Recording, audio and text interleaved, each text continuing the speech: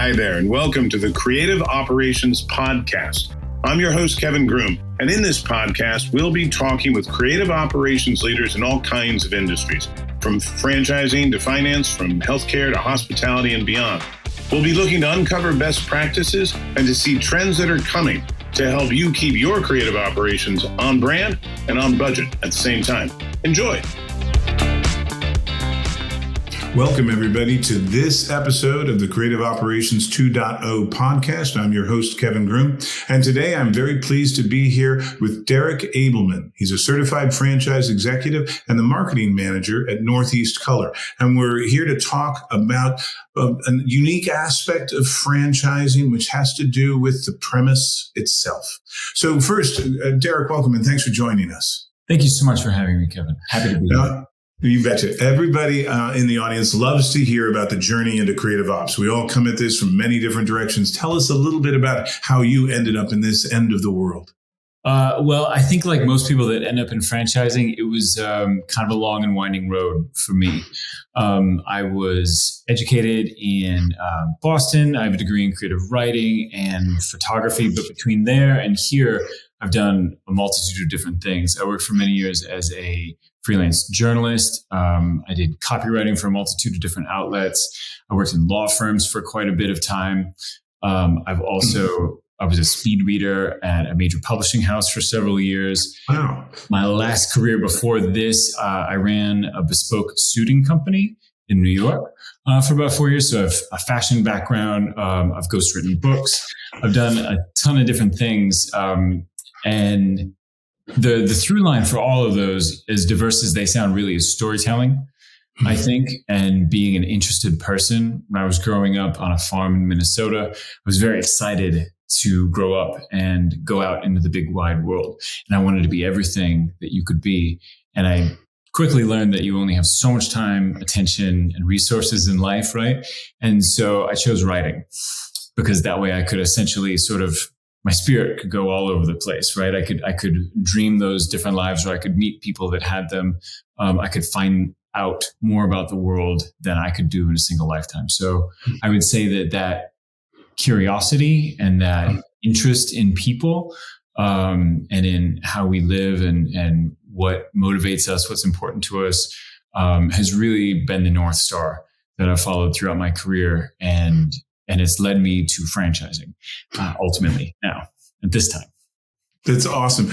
You and I share a little bit on the writing side and background, which I'm always pleased to hear because, you know, in the creation of brands, the written word just plays this durable, essential role. Often it's the thing that clarifies so much. And yet when it really comes time to produce complicated executions, copy often takes a back seat. And, I believe, like it's clear that you believe, this gives you the opportunity to dive into all sorts of different realms, all sorts of different industries.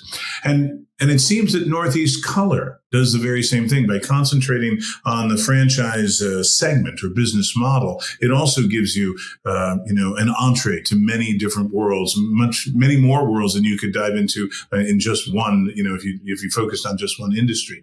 So tell us a little bit about Northeast Color and how, its real platform message. Yeah, it's an interesting company. So Northeast Color began just under, I would say, like around 25 years ago in Portsmouth, New Hampshire. It began as a little photo studio, a commercial photo studio called The Photo Company.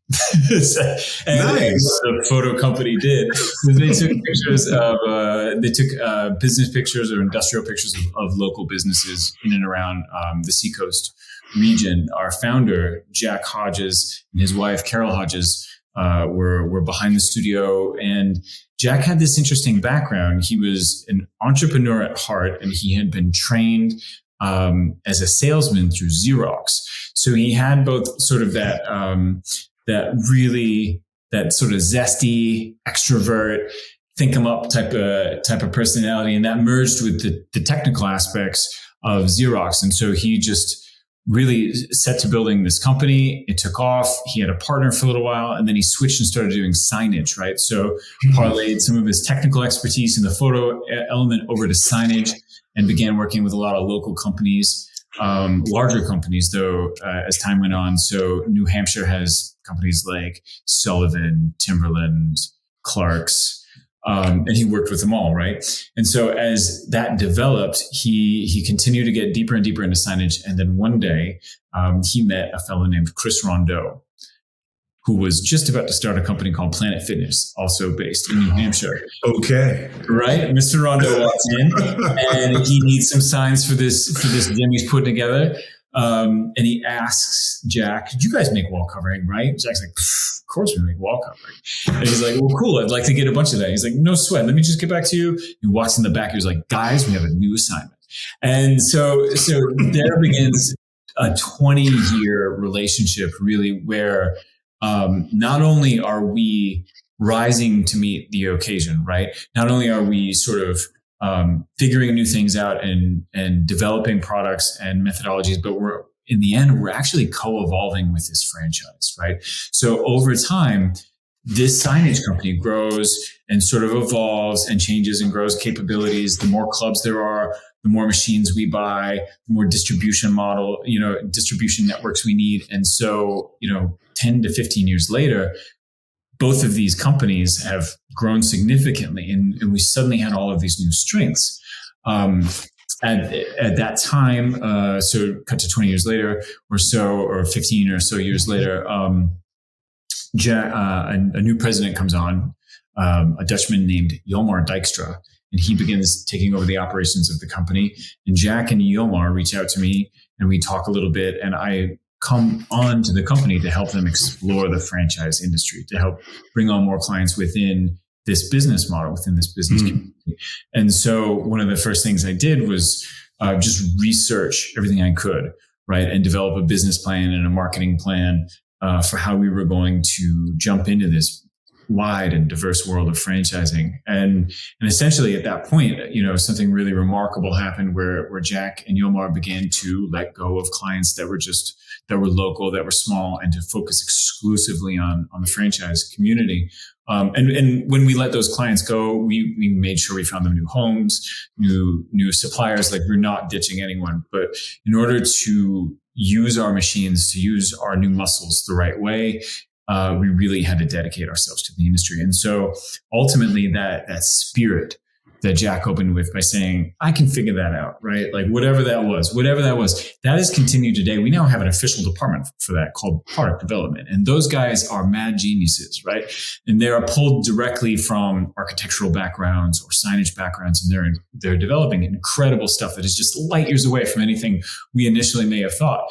But it's that spirit, that sort of, "I can figure this out," that sort of intrepid curiosity that continues to drive our company. It's a great story. And by the way, and this is, I guess, a plug for Planet Fitness, but I think that the franchise and the enthusiasm of the franchisees is just stellar.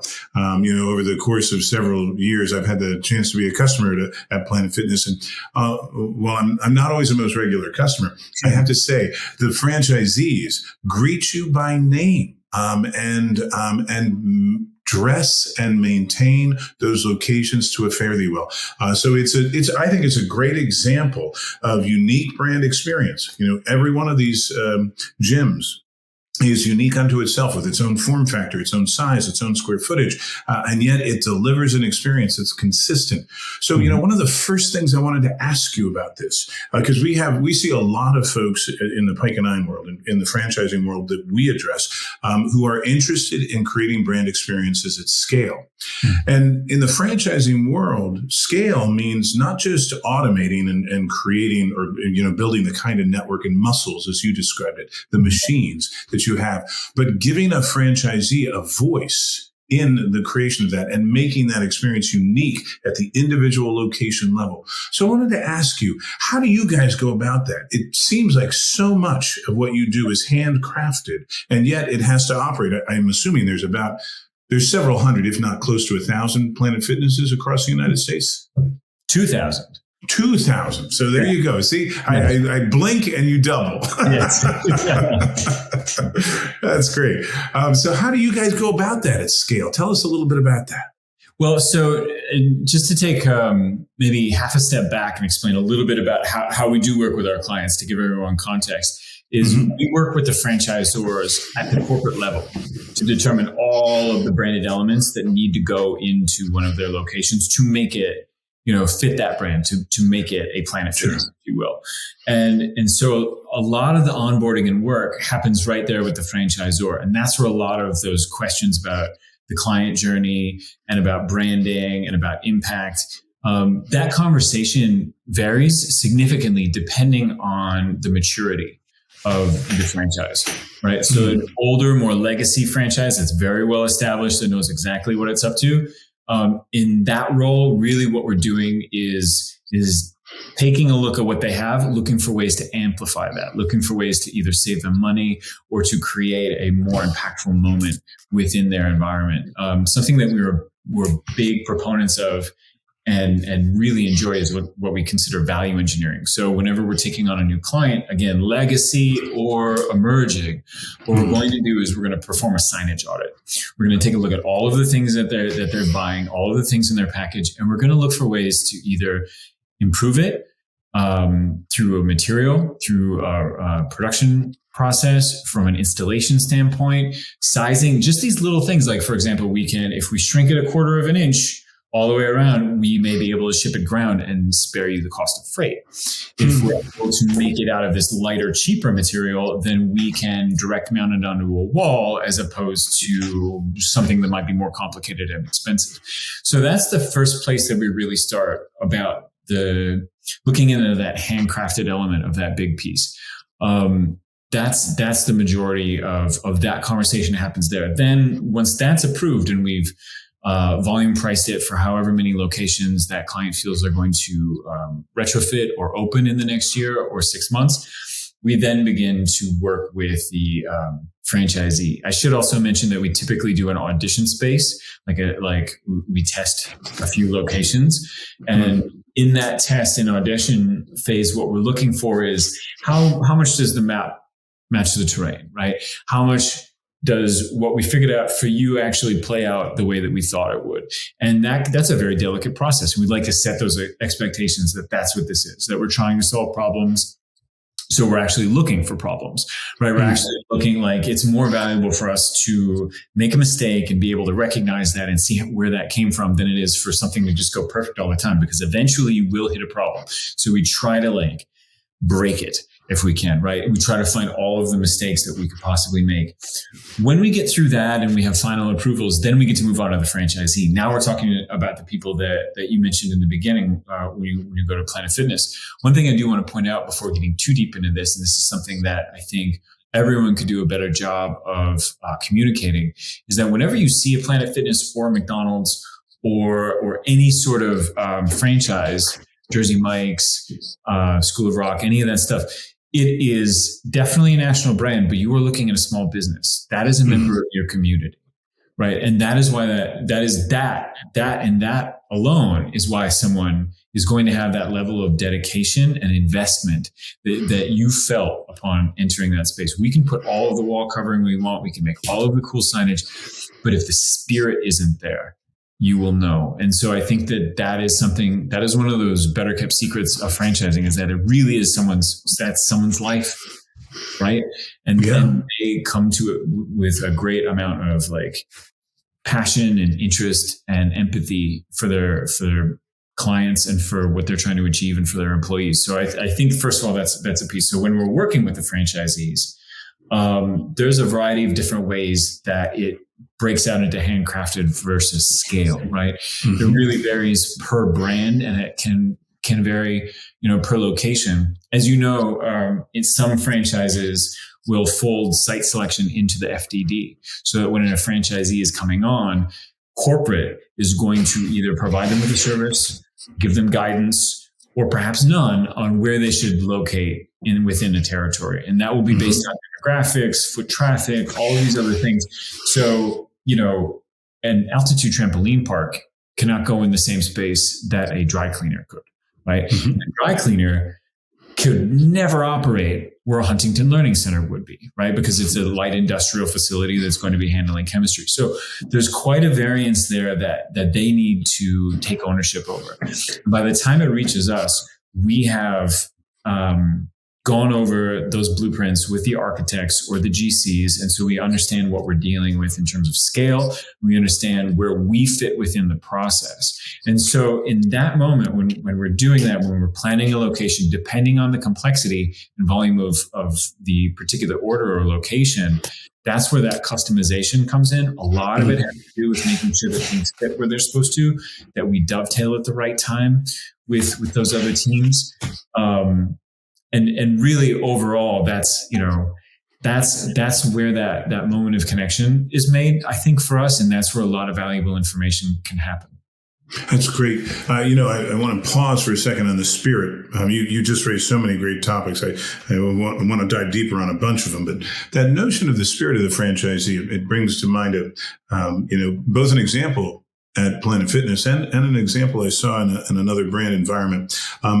At Planet Fitness, I was just driven by a really positive experience to provide an online review for the Planet Fitness I was attending. And the individual franchisee read that review, noted who I was, and made a note to come and find me when I was on property to actually say thank you for an individual review. Now, he probably had 100 reviews, but the fact was he was trying to grow. This was in the Westchester County area of New York. He was trying to implant himself in that community, and he saw reviews and a dialogue around those reviews as a chance to do that, make himself a member of the community. So I just wanted to say I support that notion of spirit. And in another one of our clients, I have to keep it nameless because, there's certain aspects of confidentiality, but I had a chance this was in the restaurant business, to see a franchisee welcomed into this brand. And what they did with this franchisee, they call them in that particular environment operators. They brought the whole family to headquarters, not just the franchisee, the whole family. And the way they saw it was for this ceremony to onboard them was, we're about to change your life and you're about to change ours. Mm-hmm. You're about to become a part of this brand and we're about to make you really start to pursue generational wealth. And I think it's not too much a thing to say that. And it was a touching moment to see how the brand, which you might see as systemic and somewhat impersonal, really affects an individual family's life. And so I just wanted to say that because I find franchising sort of a heartbeat kind of thing. I know there's been a lot of, political conversations about how these are big companies, but really they face payrolls of, a couple dozen people, sometimes less than that. And they are engines of economic growth in their community. So, kudos on that. On the scale side, I wanted to ask you a question. We spent a lot of time working with digital assets at Campaign Drive and Pike and Nine. And I was wondering, do you guys use sort of digital asset management technology to try and bring franchisees into using the assets that you guys have? Or is it all sort of custom tailored? So the way that an order would come through, for example, we would get the files, right, for the artwork or whatever that would be from the franchisor. We then review them, optimize them, test print them. We go through and build color profiles in all of our machinery, right? So that we essentially build that brand into all of our machines, from the cutting machines to the printers, to the vinyl, all of that, everything. Their fingerprint then exists, and then we do a lot of work with what's called a photo spectrometer, which is one of my favorite words, which is just a little sensor that can read color off of something, right? And we retest those colors until we get within, like, I think a 0.3 delta, right? Which is just like you would have to be like the keenest of eyes to spot a difference there, right? So we're constantly tracking that. That's the element that we bring that brand excellence to bear. And in terms of digital asset management, we're in a position where we take all of that off of their plate, right? So when our business model is functioning, perfectly and smoothly, you're about to open a Planet Fitness. We already know that. because we're in touch with the franchisor. So we know that it's getting close and you have a million things on your mind, on your plate, right? And signage isn't at the top. So we're going to find out from the franchisor that you're going to open, when you're going to open, what the GC is that you're working with. We're going to connect with all of those people so that when you hear from us, here's the plan. Here are the dates. Here's what you're going to get. These are the boxes you need to check. Here are the optional ones. What could we do to work this out? When we start project managing, working with elevations and so forth. I would say that the franchisee, we should honestly be, you should only have positive experiences with us, and they should all be like, please and thank you exchanges, right? So we don't, if we're getting into the weeds with customizing an asset with someone, that should be a short, quick conversation.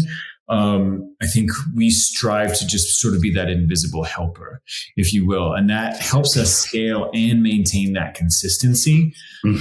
We obviously supremely value those relationships, and we get really involved with our clients for sure.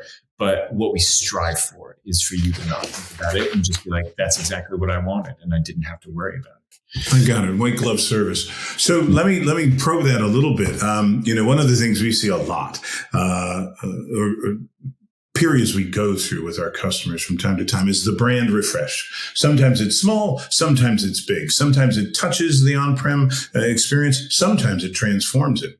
When you guys do you go through that with your customers, I would take it, right? Brand refresh is sort of kind of a perennial opportunity and challenge, right? So when you're doing that, and let's say it was a brand of the scale of Planet Fitness, and so you need to make modest adjustments across all 2,000 of those locations. Is it that same sort of white glove concierge-like experience? That's incredible. It should be. So like that, yes, and as you noted, there is a perennial nature to the refresh, right? And in many cases, whether it's the brand refreshing from a branding perspective or an FTD, sometimes there will be conditions and obligations that the franchisee has to refresh their interiors, to upgrade their equipment, something along those lines. Like there's usually, not always, but there's usually something in that. So those are the two wheels, I think, of that piece, right? New openings and refreshes. For us, it's always those two clocks. That's what we're looking at, right? So when there is that refresh, again, we're going to work with the franchisor to make sure that we have it all kitted and perfectly put together. And when that is tight and ready to go, that's when we reach out. The thing that we want to do is essentially, kit, ship, and install. It should be something that again, you're just like, and then presto changeo.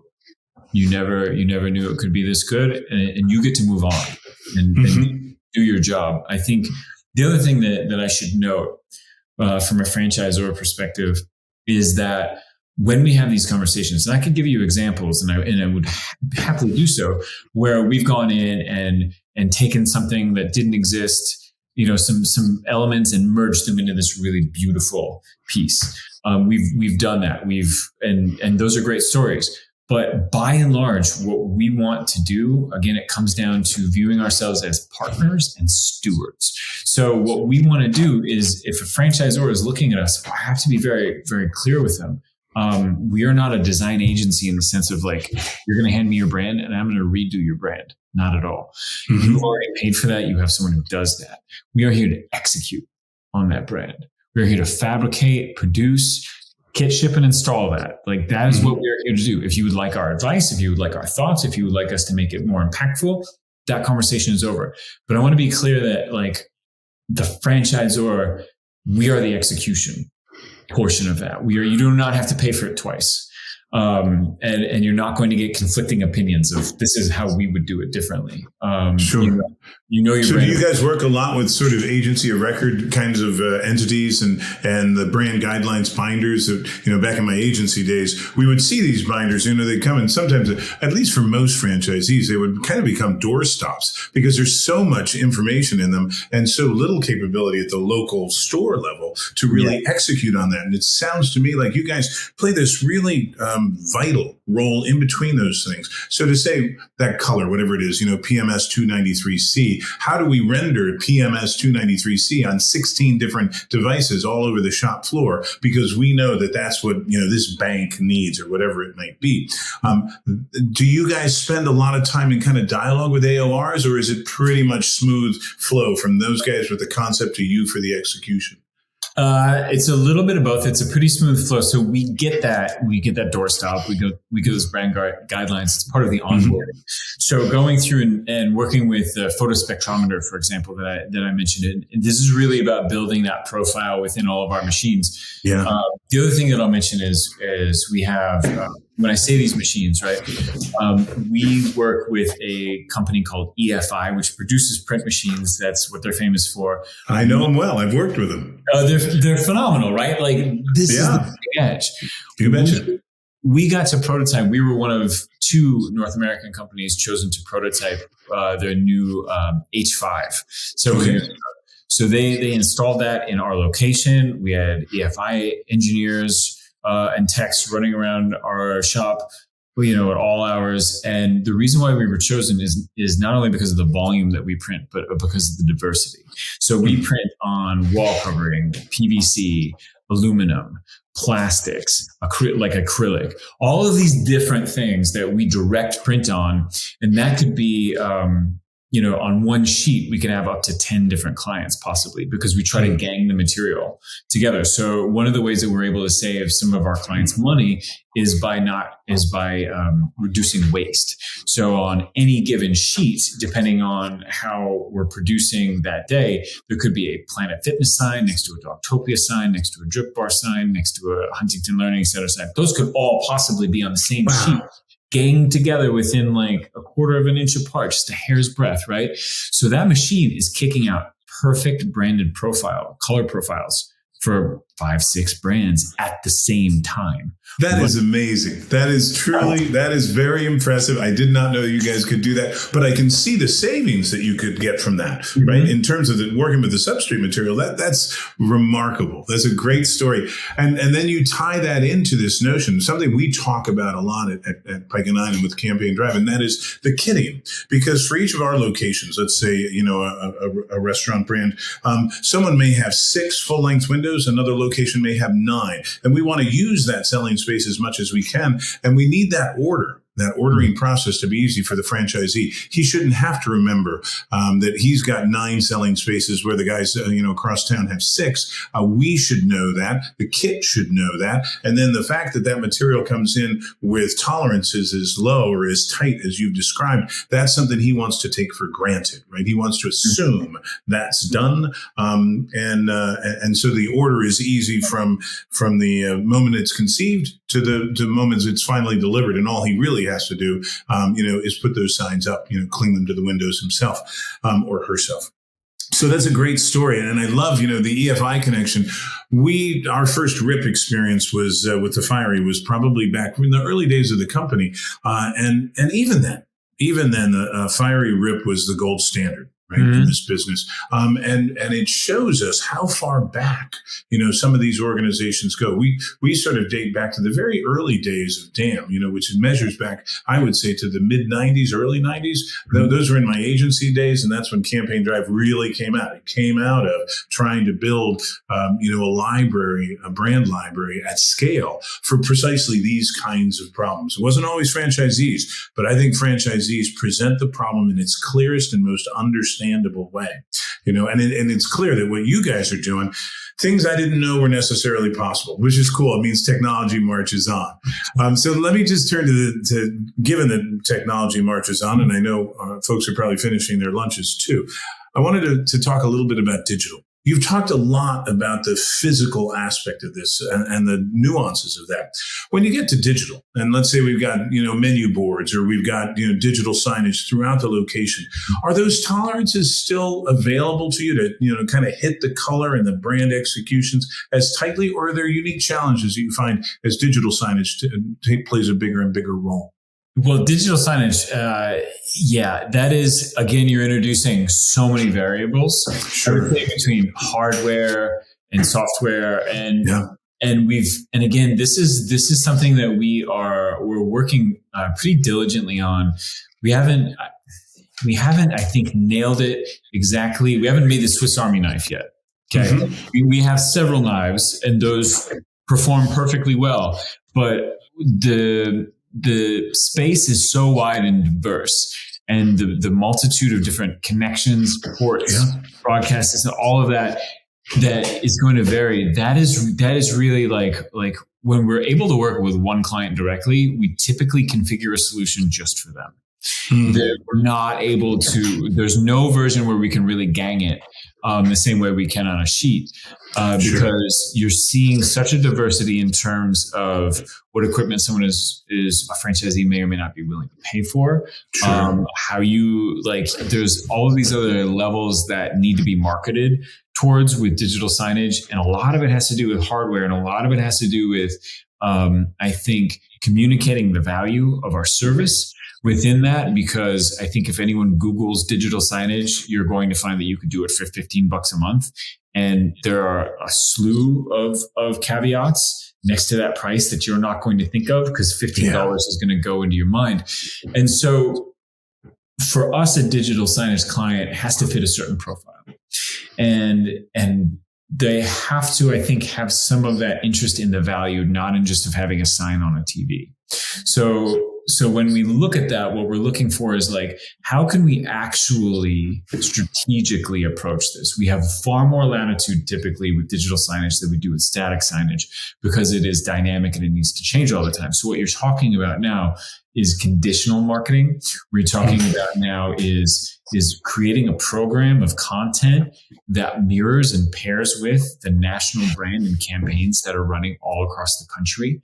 We're talking about getting deeper into that, into the journey of the client, and of how, now you're looking at neurological studies and behavioral studies about how people read left to right, or what colors excite them, or how much motion is too much motion. It's a far more nuanced balancing act. And that's the stuff that I like. That's the stuff that we like. We've found that, I think, depending on the level of buy-in and value someone wants to attribute to that, will determine how that conversation goes. If somebody is just going to turn around and be like, I just needed a TV to do this thing, we're not the right fit for you. And I'm happy to say that we'll refer you to someone else. And it isn't that we don't want to work with you. It's that most of that conversation is going to be trying to explain to you what it is that we're really trying to do, where you just want the TV. And that's cool, man. Like, I don't want to stop anyone from doing that, but we're not going to satisfy you. You're going to look at this as very fuddy-duddy and overblown. But in reality, like many of the clients that we work with, and the way that we approach that material, the material that goes on that screen, the way that it interacts with their client, the way that it impacts the journey, the way that you can actually raise a check average, the way that you can actually move a ton of product if you time it properly, if you market it correctly. Those are results that I can speak to, but you have to be patient and you have to be willing to invest in it. And that's a specific type of client, I would say. I think, throughout the franchising world and throughout this value chain, we see solutions at the very high end, the mid-range, and more. Folks talking about, as you say, a couple dollars a month. And for sure, franchisees are drawn to a low price point because, of course, every dollar matters to the bottom line. But this is where I think franchisors play a really vital role. When they can sort of centralize the notion of finding the right solution, and if they can then make that solution scale across their entire network, the franchisee benefits from the very best the technology and the professionals who drive it can deliver. Right. So, having a system, and actually Campaign Drive could help in this regard, that keeps track of what are the display devices and what are the appropriate color settings, in an asset. What's the appropriate color profile for that to be used on that device? That's a great way for the franchisor to structure the environment for the franchisee to succeed.